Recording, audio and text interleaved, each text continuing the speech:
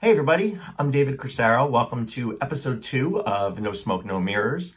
Thank you so much for joining us. The number of magicians who reached out to me to say that they've enjoyed the first video and have spread the word has been amazing. We're going to talk about the numbers behind the first video and what it's going to mean for everybody in a few seconds.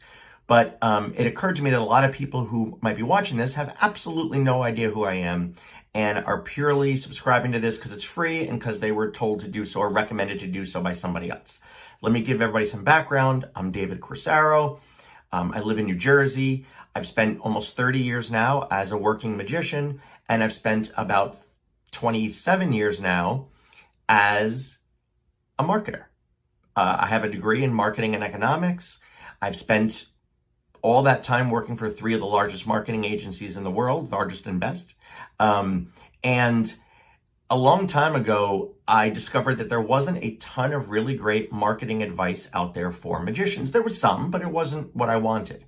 And my wife was the first one to say to me, hey, what if you took some of the stuff that you do in your real-time 9-to-5 marketing job and applied it to the magical arts? And I started doing that, and I started seeing success, and I started seeing a path towards viewing your magic business in a very unique way. So that's what I'm doing. That's what I did in my Penguin lecture, which talks a lot about marketing. That's what I'm going to be doing in this series. The advice that I'm giving you, the suggestions and tips that I'm going to be giving are coming from the corporate world. They're coming from the fact that in my 9-to-5 job, brands come to my company with specific objectives, and we put together a marketing plan to address those objectives. And that's what I'm doing here in my magic business and what I'm giving to all of you. So I want everybody to kind of get the background of why I'm saying these things, where they're coming from. And again, my top motivation, which I talked about in the first video and I'll talk about here again, is this is all stemming from the fact that I see magicians out there selling their marketing courses to you guys, but doing it with these ridiculous promises. We're going to double your business. You're going to be a celebrity in your area. You're going to earn 20 grand in a month. They can't make those promises to you if they don't understand your business. Maybe they have good advice, but the minute you see them attaching it to a promise, that should be your red flag. Okay? And that's why I'm doing these videos. It's purely to make sure that you guys don't spend your hard-earned money on bullshit courses that are out there that are just snake oil to take your cash. Okay? That's why I'm doing it. And I'm not asking for anything in return for these videos. Some people have said to me, oh, is this one of those things where, you're going to do 9 videos for free, but the 10th one you have to sell, you have to buy and stuff like that? Nope, not at all. These are all going to be free. They're all going to be free. And because of the response it's gotten so far, I want to make this into like a real community. I'm going to do a whole series of videos on this. We're going to do a mailbag, or if you've got a specific question, email me and we'll do a mailbag episode. I'm going to bring in other people and I'm going to interview them, people who might not necessarily be in the magic community, but who have really interesting takes on aspects that I think will help your marketing and your business. And I'm real excited about this now. What started off as just a small series of videos, I think can become a real community. I might create a private Facebook group where no pitches, no sales stuff. It's purely a place to share techniques. Even after I finish doing all the videos that I want to do for you guys, however long that might take me, 6 months, a year, I want to keep this community going so that if a year and a half from now, I do something in my marketing job that I think is really fascinating and unique and applicable to you guys, I want to be able to throw up a video and shoot it all to you guys in an email. I think that's exciting to me. And I mean, I've got over 300 people who've signed up for this series so far. And I'll tell you right now, I think I'm going to cap it at 400. I think when we hit 400, I'm going to stop. Because I want the 400 to be people who are taking their time, going through each video. I don't want somebody to join this group 3 months from now and binge watch the 8-9 videos that I've done at that point, 10 videos. I don't want that. I want these to be things that you're taking your time, you're thinking about, and you're implementing, or even if you don't implement it, that's kind of the point. Even if you hear my advice and you go, you know what, I thought about it, not for me, great. I'm just glad you're thinking about it. I think that's going to help your business more than anything else.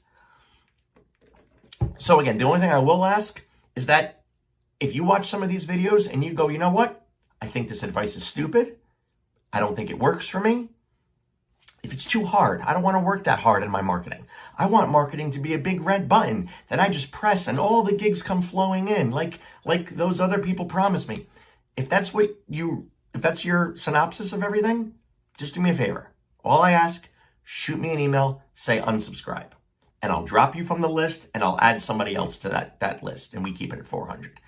And I want to do that because I only want this to be for people who are finding it useful. But if you are finding this useful, do me a favor, promote it. Shoot a note out on your social media that says, guys, this list is growing. The information's valuable. It's free.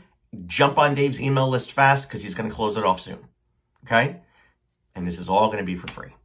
Okay. And again, I'm not using this to pitch myself as a consultant. I'm not going to charge you $18,000 a year. That's a real price that somebody charges to be a consultant. Okay, I'm not doing that. This is all going to be for free.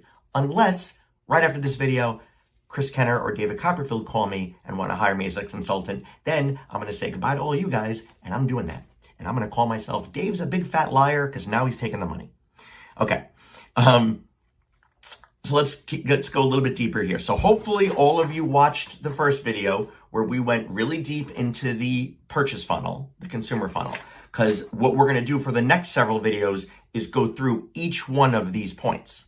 I did have some people email me and say, can you show an example of your spreadsheet on how you keep track of each contact and how they go through this funnel? And I thought about it and I decided against sharing my spreadsheet. Why? Because I want you to make your own spreadsheet. I don't want you to look at what I did and copy it. Yes, I could take mine, delete the data, just have the template, share it, and have you guys fill it out. I don't want that. I want you to stop and go, okay, if I'm going to subscribe to what Dave is saying on this, and I'm going to make a spreadsheet and start tracking every single contact I have, what should my spreadsheet look like? I want you to put that thought into it. Trust me, you will get so much more return on your investment if you spend an hour and design a spreadsheet and then start filling it in, and then go back and change something, and then 3 weeks from now, change something else. You will get so much more out of it than me showing you what I did and you just copying and pasting it. Trust me on that.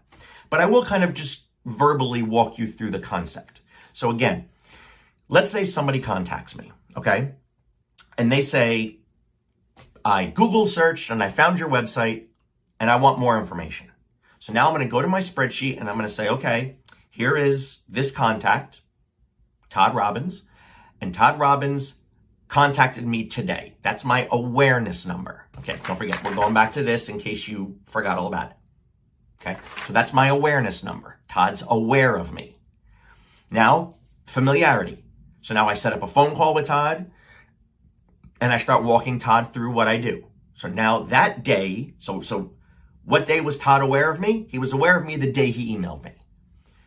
He was familiar with me the day that I got the phone call with him, that I have some sort of verbal interaction where I'm laying out everything that I do. I'm making him familiar with what my product is. Now, if that same day Todd says to me, that's fantastic. We have an event coming up. Okay, so now we're getting into consideration, right? Because now he's considering me for something specific. Or he might say, great, I got all your information. I'll contact you again when I have a need. So now I don't fill in the consideration cell because he's not considering me yet. I have to wait till he starts asking for prices, gives me a date. When they start really locking into, here is when I need you, that's the intent. Then Todd says, great, we're going to hire you. Come to our house, October 22nd. We're having a house party. We want you to do a close-up and strolling, do a show, whatever it may be. Okay, so October 22nd is my hire date for Todd. Now, I go to the event, I do it, and when I'm all finished, Todd's two of Todd's guests come up to me, Matt and Alex. And Matt and Alex go, "That was so great. Can we have a business card?" So now I make a note in my phone. Matt and Alex asked for business cards. Why am I doing that? I'll explain it in a few minutes. Then I go back home and I start filling out all my information under my Todd contact, right? I have his awareness date, I have his familiarity date, consideration date, intent date, the date he hired me for. Then I'm going to jump down to the bottom and I'm going to start putting in other information. Matt and Alex asked me for a business card. I'm also going to put anything else in there. Got a tip from Todd, gave me a little extra. The check was on time, no problems with the payment, Venmo, whatever it may be. Had a good time. Here's the address. Here's Todd's phone number, his contact information, how many people were at the event. I'm literally putting as much data dump from my brain into my spreadsheet as possible for Todd. Here's why. Smash cut to 6 weeks later. I get a phone call. It's from a guy named Alex. And Alex says to me, "Hey, Dave, I was at the event at Todd's house and I got your business card." So now when I do Alex's column in my spreadsheet, okay, there's the awareness date is the date he saw me, October 22nd. That's also the familiarity date because that's the day he became familiar with what I do. It's even the consideration date because that's the date he asked for my business card. So he's considering me for something. But today's date, the day he contacted me, that's the intent date. Don't forget, if you forget what I'm talking about, go back to the first thing and look at my funnel. Then I'm going to go back to Todd's column and I'm going to say, remember when I gave Alex a business card? Alex contacted me. Then I go through Alex's funnel. Now imagine I get a phone call from somebody named Tracy. Rachel, let's go Rachel. And Rachel says, "Dave, I'm considering hiring you for an event." And I go, "That's great, Rachel. How'd you hear from me?" And she says, "Oh, I was at that party you did at Todd's house on October 22nd. Now, I never gave Rachel a business card, which means she had to seek out my information. She asked Todd about me.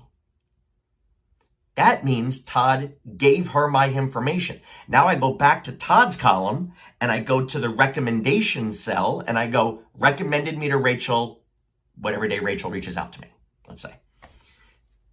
Why am I doing all this? Why am I putting all this crazy crisscrossing of information in here?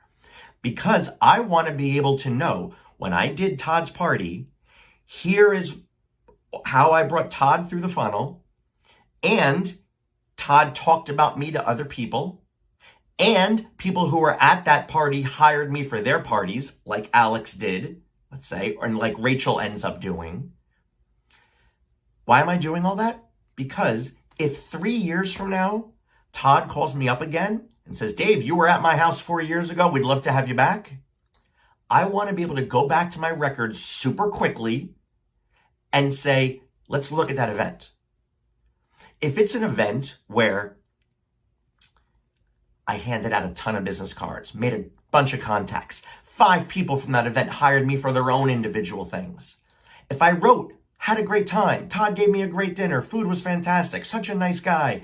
Gave me a tip." If I do all that stuff, that tells me Todd wants me again. Odds are I'm going to have a similar experience. So if Todd needs me to bring the price down a little bit more a few years from now, maybe I will. If it's a little more of a pain in the butt to get to because I have another event and I have to leave early, or if it's something like that, I'm still going to do it. Because I have the data that says to me, Todd was a good contact. He talked me up. He did different things for me. If on the other hand, I do the event for Rachel and there's tons of problems. She hires me, but she pays me the wrong amount, or the deposit was late, and she changed things at the last minute, and I got there and nobody ever hired me from her place. If I look at Rachel's column and I go, God, this really wasn't that good, and then Rachel wants to call me 3 years from then to hire me, maybe I got to up the price a little bit, because odds are it's going to be a more difficult job to do. But again, notice I don't have that. If I can't make any of those determinations unless I have that data. And this doesn't cost me anything to gather this data. It literally is just taking 5 minutes after a gig, going to a Google spreadsheet and brain dumping as much as possible into it. So that's why I talk about the importance of this funnel. And then if you start doing this over time, then you start aggregating that data. You start to say, okay, in this 4-month period, how many awareness numbers do I have? How many people contacted me for a show? How many hires did I have? Did anybody talk about me and recommend me from events in that period? Why is that important? Okay, so a lot of times magicians will come to me and go, Dave, I'm not getting gigs. You got to help me out. I'm not getting gigs. To me, that's the equivalent of going to the doctor and saying, I have pain.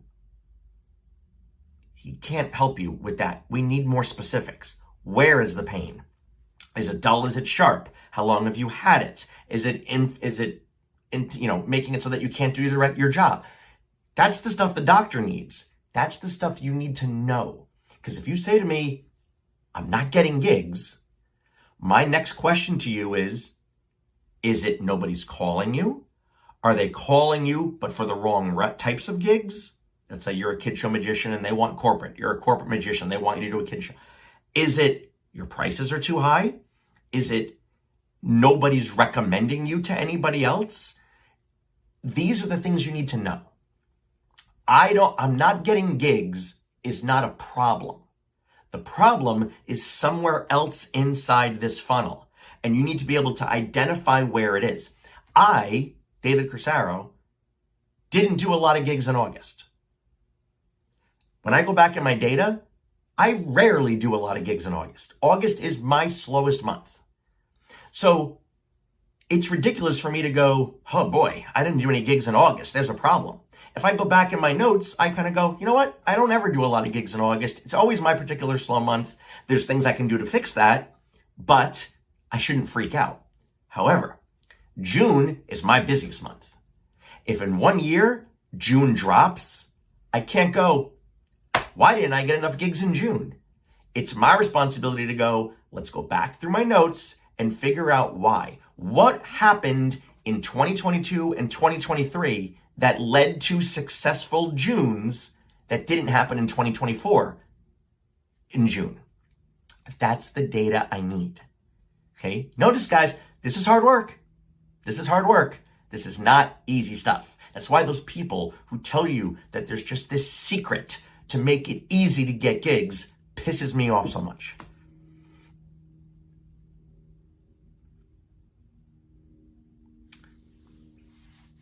Okay, I had to do a quick little edit there for a second because I went off on a emotional rant, which I promised I wouldn't do, where I mentioned one of those con artists by name and digged into him a little bit, and I promised myself I wouldn't do it. So, had to edit that part out. Okay. Let's see. Okay, so that's why it's important to really look at those numbers. Start gathering that data. If you have it from the past, go back and do it. Go back through your emails, your text messages, whatever it is that people have used to contact you, and start putting as much data as possible. Even if you don't have all of it, put as much as possible into that spreadsheet so that you can step back and start going through each element. And because in future videos, we're going to be going through every single element in this funnel and digging into how to improve your engagement across each one of those. I want to end with touching on one part on the awareness funnel right now, and we're already kind of running along. So I'm going to try to make this super quick, and then we'll go deeper into awareness later. If your problem is, Dave, nobody's calling me. I'm not getting emails. I'm not getting text messages. I'm not getting phone calls. Nobody's contacting me for shows. Once again, that's not, so now we have to ask ourselves the next question. The next questions you should be asking yourself are twofold. You should say, why is it that nobody who's ever seen me in the past is calling me now? Step two, why are new people not calling me? believe it or not, when you're not getting a phone call, and when I say phone call, text message, email, website hit, I don't care. Just contact. When nobody's contacting you, there's still categories within that you should be thinking about. Because if you've done your job right as a magician, people who've seen you in the past, they're aware of you. They're familiar with you. Why aren't they considering you? Why aren't they calling? So that's a whole other category we have to think about. Why are people in the past not calling me? Like people who've seen me in the past not calling me. The second group is, I'm not doing a good enough job of making people who are unaware of me aware of me. Now, there's a million ways we can talk about that. We can talk about improving your website through search engine optimization. We can talk about paid advertising on Facebook and Instagram and things like that. I'm going to almost dedicate separate episodes completely to those because honestly, SEO, search engine optimization, is something that the world's greatest experts of that can talk for 3 hours and we'd be touching the iceberg. People who can talk about designing what your paid advertising needs to look like is something that there are experts out there that I've hired and you should hire to optimize your ads for that. I want to focus a bit more on the other groups. I want to focus more on the free stuff. Okay? Yes. There are ways you can spend your money to optimize your website, your advertising, your direct mail, and all those different things. For this series, I want to focus a bit more on the stuff that's free. And I want to do that because I think there are two groups of people out there watching this. There are people out there watching this who are saying, I'm seeing this long-term. I want long-term success in magic, which means I'm willing to put in the work and spend the money and do everything right now. The second group I think are watching this are people who are going, I'm in this for the long-term haul as well, but I got to eat now. And I got to eat now, and I need gigs right now. I need something immediate. So in both of those situations, the people who need it now and who don't have the money for the paid awareness metric, how can they have an impact right now? Conversely, the other group who says, I'm willing to put in the work and I'm willing to spend the money, that's where we can get more deep into what they can do for that. All right. So the last thing I'm going to say on this before we're going to stop and we'll do another awareness one in a week or so is I want to talk specifically about, so as I mentioned, there's two groups within awareness, right? There is, why aren't the people who've seen you in the past calling you now? Because they should be. You should be getting leads from the people who've already seen you. We'll talk about that in a second. I want to talk about the other group, which is, how do we get new people to see you? Just pause for a second. Think about everything I'm describing. If you want to improve your awareness number, I'm telling you there's 4 to 5 different buckets to do it. There's paid advertising. There's non-paid advertising. There's non-paid advertising for people who've seen you in the past. People who've not. That's why I'm telling you guys, this is hard. This is hard. There's been some really, in my opinion, successful magicians who've signed up for this email list. People like Sean Farquhar or Chipper Lowell or John Armstrong or Nathan Komarsh or Kostya or whoever else. I consider them successful. Do me a favor. Go to any successful magician that you know and ask them, was building your business easy? Was there a secret or a tip that immediately made your thing explode? I guarantee they're going to say no. Marketing's hard work. This series is going to be about putting in that hard work. Okay, little quick rant over. Last thing. So let's talk about awareness. How do you build awareness among people who've never seen you before without spending money? So again, I'm really getting specific here. And for that, I'm going to show you the meme that I see shared on Facebook and Instagram all the time that drives me insane. So let's bring that up here. Okay. There's a group of us that every time this goes up, we immediately laugh our butts off and mock the people who share this. Not because it's wrong, but because if this is your mindset, you're missing an opportunity. Here's what I mean by that. You always hear people complaining, oh my God, they said if I do their gig for free, it'll be great exposure from me. I can't pay my rent with exposure. I can't feed my family with exposure. I can't do... You're right, you can't. But, as my friend Doc Dixon once told me, if they call you up and they say, do you want to do the Super Bowl halftime show on TV? We can't pay you, but it's great exposure. Are you going to turn that down? You're not. Because that exposure will lead to more gigs.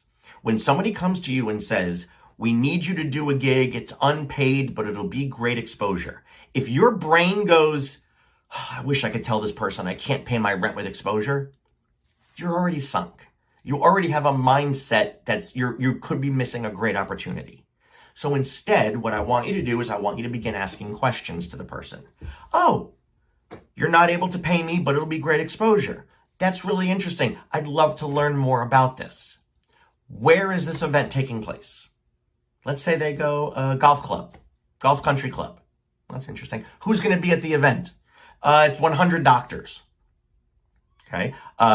Where is it specifically? It's at such and such, 10 minutes from your house. When is the event? It's on a Tuesday at 6:00.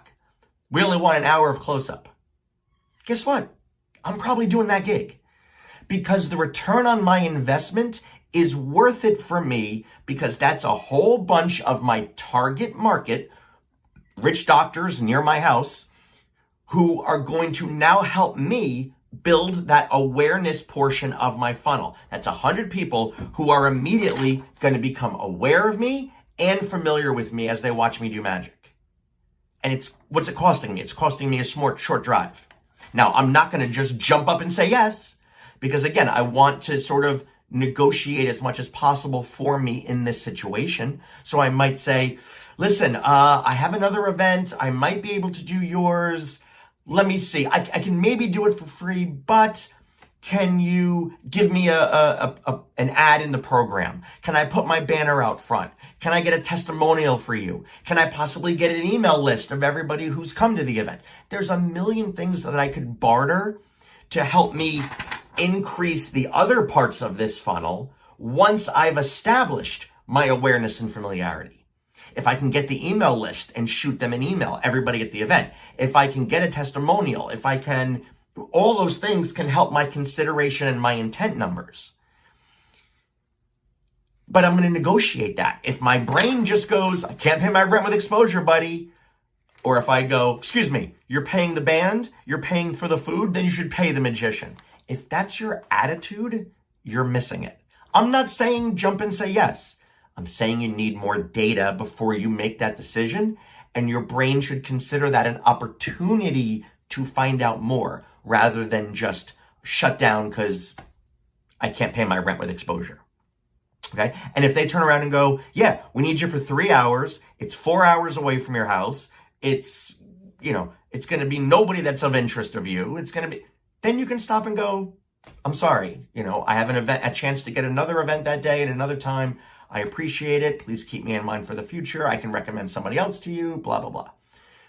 But remember, if your problem is, I need to build the awareness portion of my funnel, and I need to build it of people who have not seen me yet, then you got to get out there and start putting your face out there. And the only two ways to do that is by advertising or by putting in the work and doing the gigs. Okay? And again, if you want to spend the money, great. You want to spend the money for paid advertising? We're going to talk a lot about that. But if you don't have the money to spend for the paid advertising, then you got to find another way to get out there. And sometimes it's through events like this. Now, what if nobody's calling you for free events?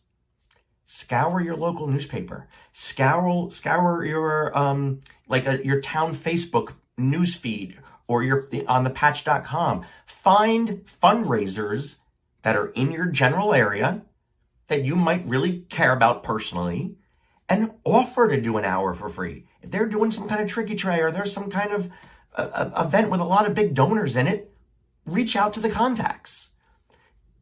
It's not fun because you're going to work. I shouldn't say it's not fun. That's ridiculous.